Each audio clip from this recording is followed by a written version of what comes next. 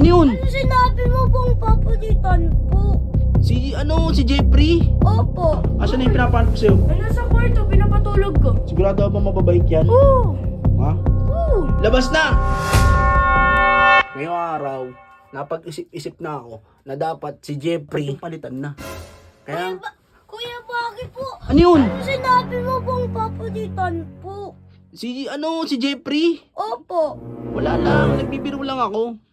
May naisip lang kasi ako. Ano po? May naisip ako magdagdag tayo ng friends. Friends, tropa? Di ba? Para naman... Oh, di ba? Tara, punta natin si Kaloy. Opo. Tara na, Ibo. Opo.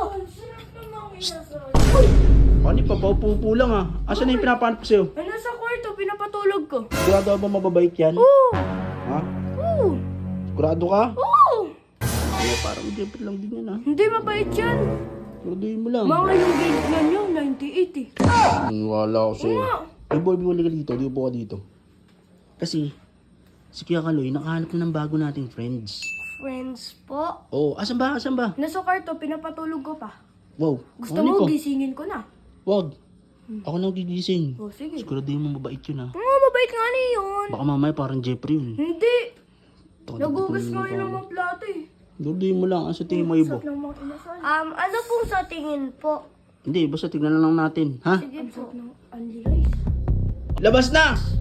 Ako nga pala si Steven, ang pinakamahinang kumain sa amin lahat. Arta naman, di ba?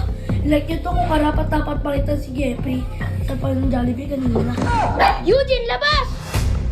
Ako si Eugene, pinalit sa grupo namin. Heart nyo to. Uy, sigurado ka ba doon kay Steven? Baka naman ubusin yung laman ng kaldero natin Hindi yan. Hindi. Ikaw pag bibilang ko ng bigas. Sige. Siguraduhin mo ha. Oo. Siyempre. Di naman malakas yun sa kanin eh. Halata naman, di ba? Nagka nga sa katawan na hindi malakas kumain. Ano sa tingin mo? Malakas pa kumain yung si Steven? Hindi po. Aray mo, ba't ganun? Dilata naman sa katawan, di ba? Hindi ah.